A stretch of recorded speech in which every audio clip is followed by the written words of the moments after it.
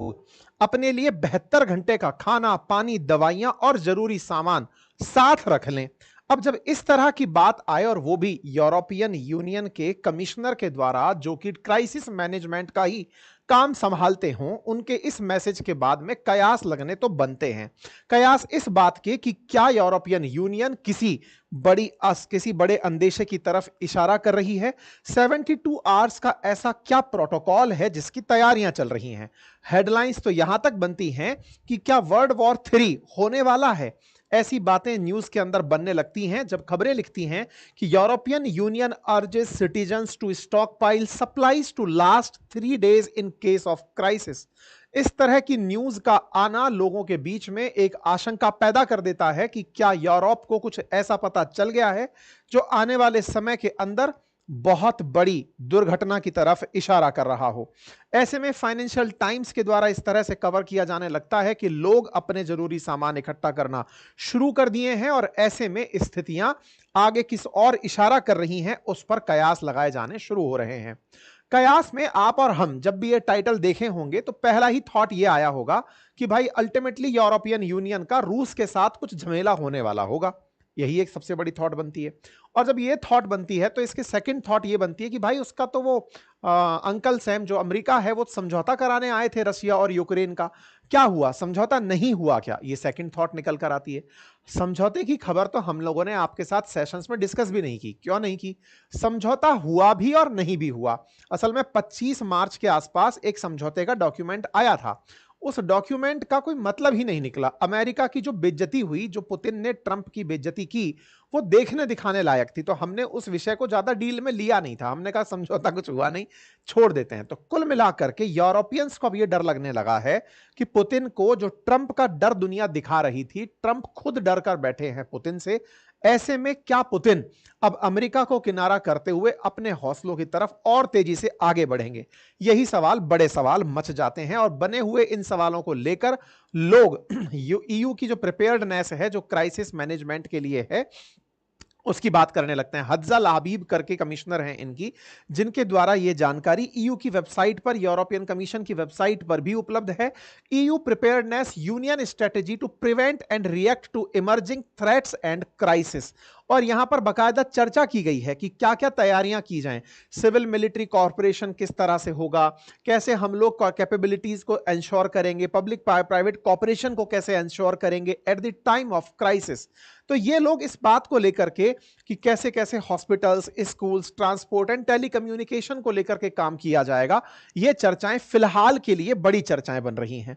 अब ये चर्चाएं बड़ी चर्चाएं बन रही हों और इतना बड़ा, मतलब एक ग्रुप, दुनिया का जो सबसे बड़ा ट्रेड ग्रुप कहा जा सकता है, जो कि अभी तक ऑफिशियली चल रहा है, उसके द्वारा इस तरह की चर्चाएं लोगों के अंदर चिंता तो भरती हैं।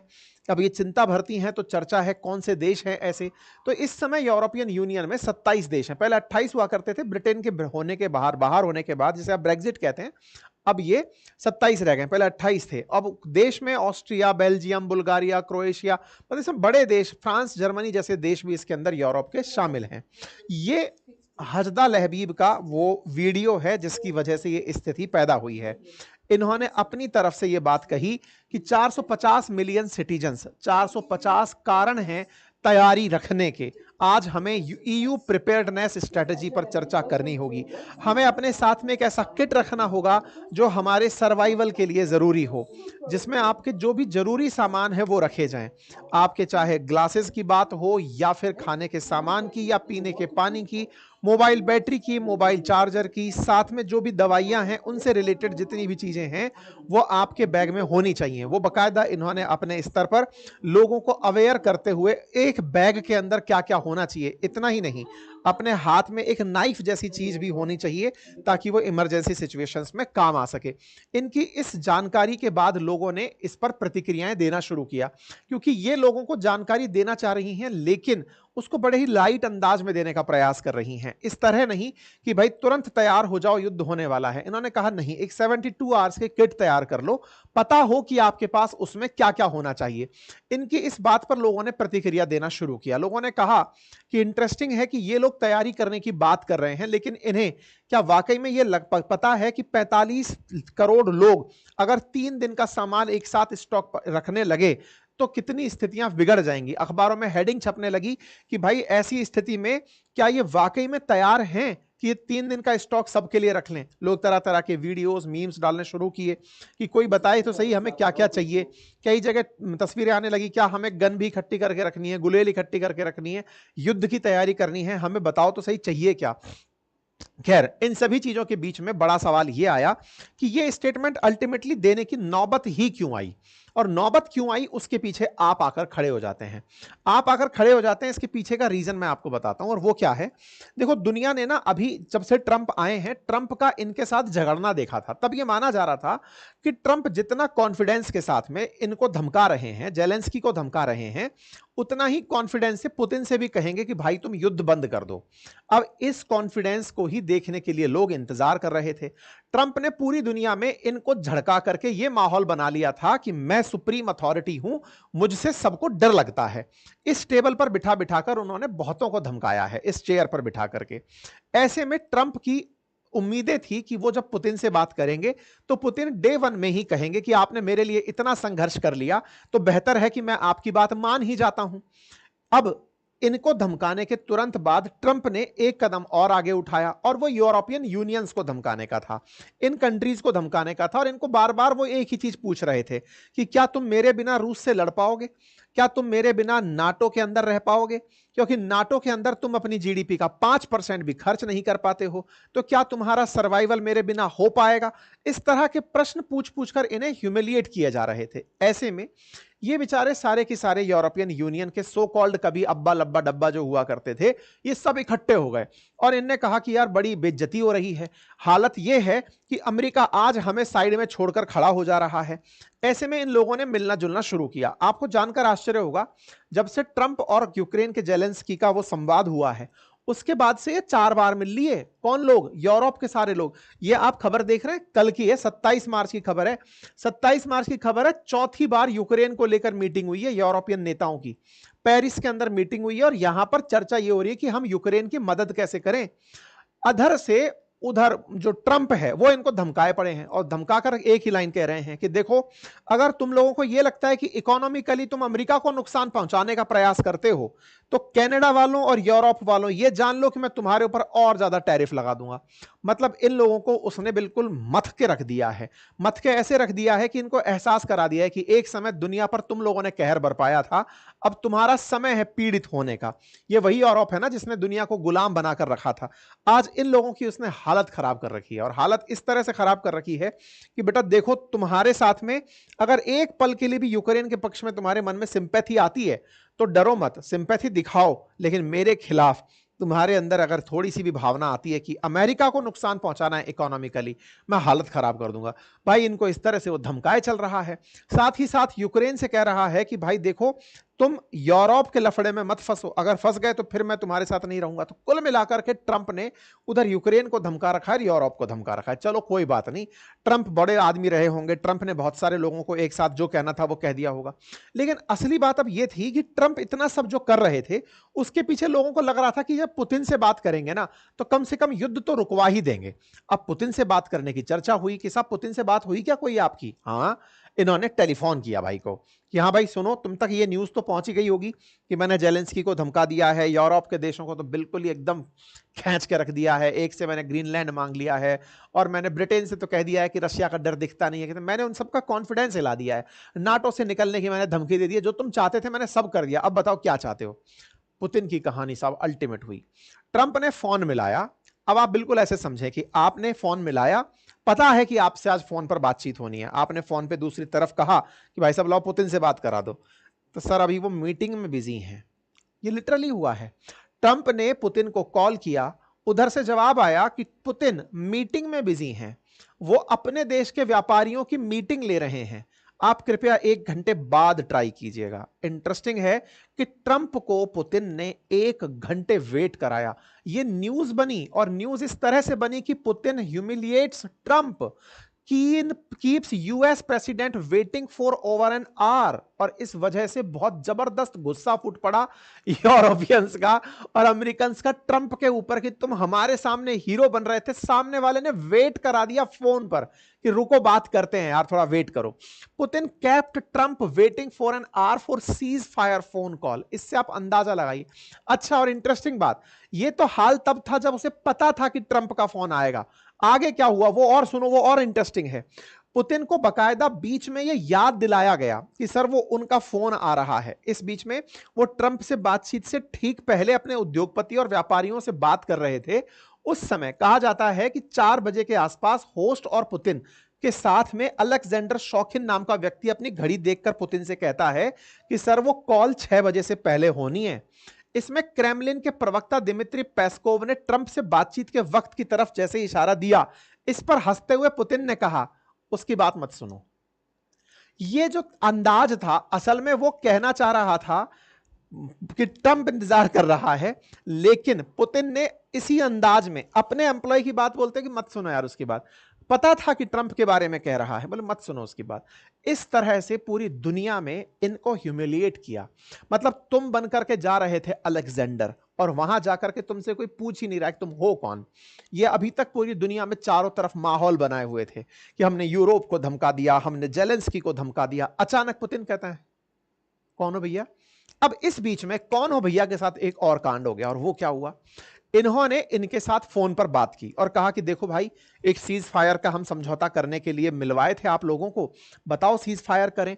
तो पुतिन ने कहा कि ठीक है, सीज फायर करने के लिए अपन बात करते हैं, लेकिन सुनो बात ऐसी है, पहली चीज, मैं एनर्जी के जो जो स्थान हैं, इनके तेल के कुएं हैं या फिर बिजली के पंप हैं या फिर जहां पे रिएक्टर्स हैं, मैं वहां पर हमला नहीं करूंगा, लेकिन मैं पूरी तरह सीज फायर को तैयार नहीं हूं।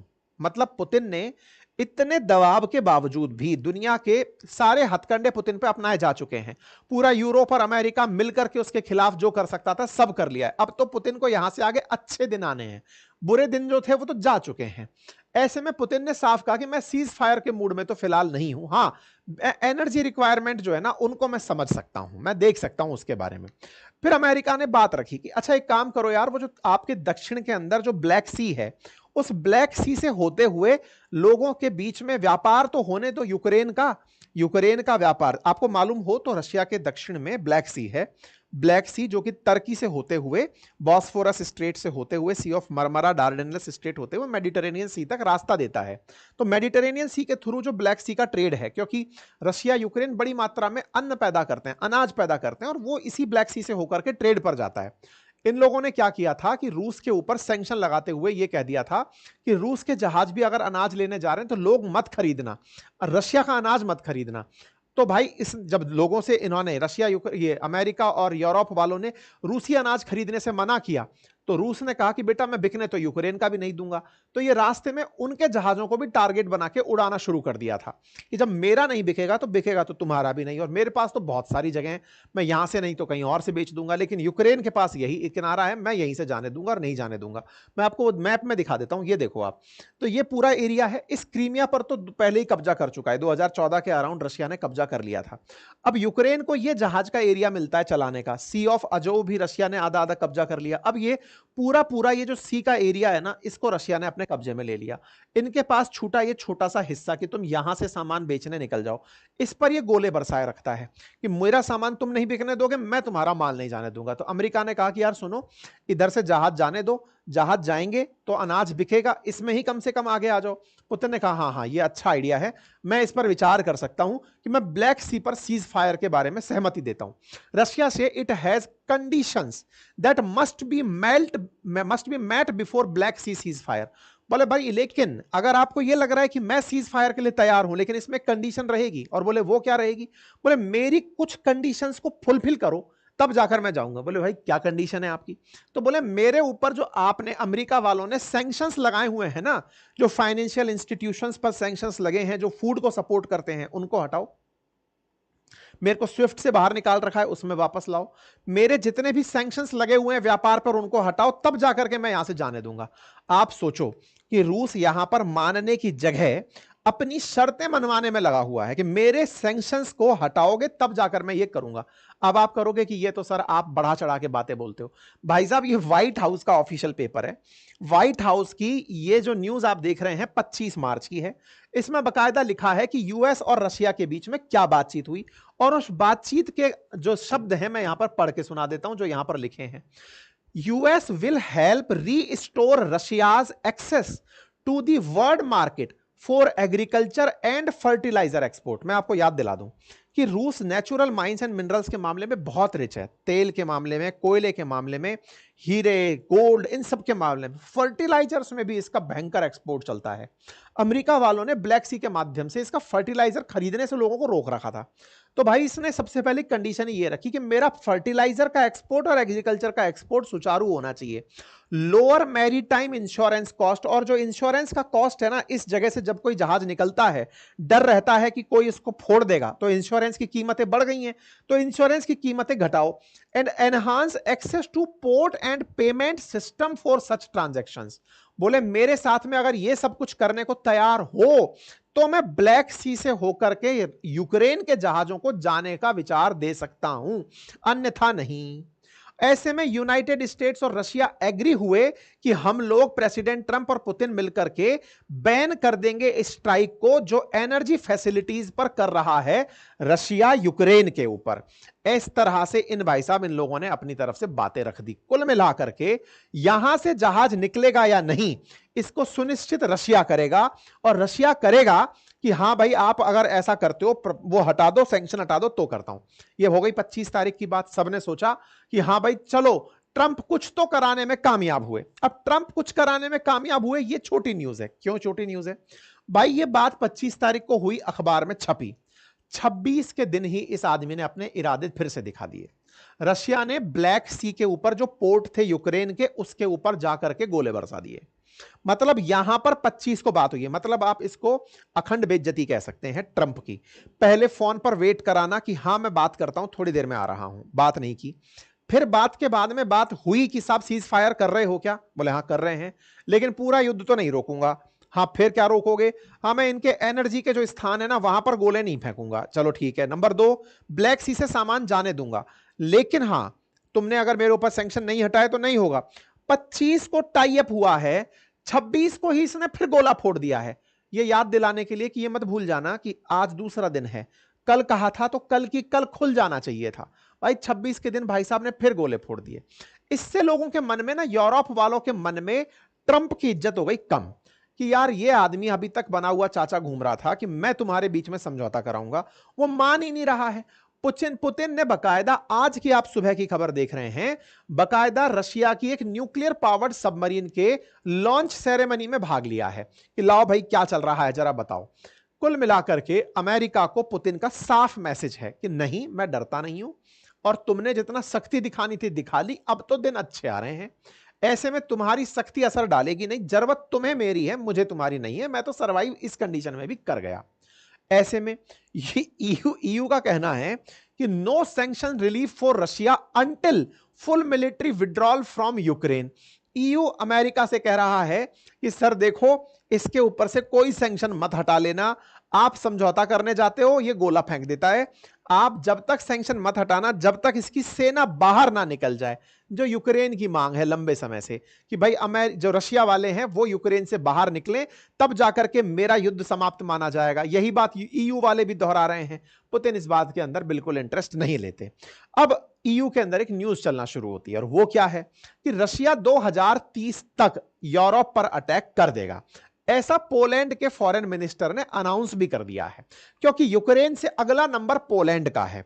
ऑलरेडी 3 साल तो युद्ध को यूक्रेन को देखते हो गए, अगले 5 साल के अंदर पोलैंड पर अटैक हो जाएगा। ये पोलैंड वालों को भी पता है, और इसी कारण से मैंने कुछ दिन पहले एक सेशन किया था कि नाटो का सब्स्टिट्यूट तैयार कर रहे हैं ये लोग कि नाटो से अमेरिका अगर निकले तो ईयू कैसे 5 से 10 साल के भीतर अपने आप को इतना पावरफुल बनाए कि रशिया को रोक पाए।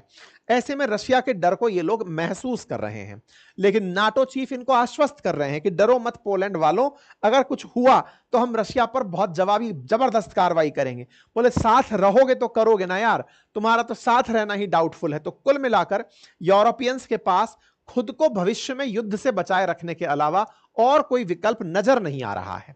देखना होगा कि आगे क्या होता है।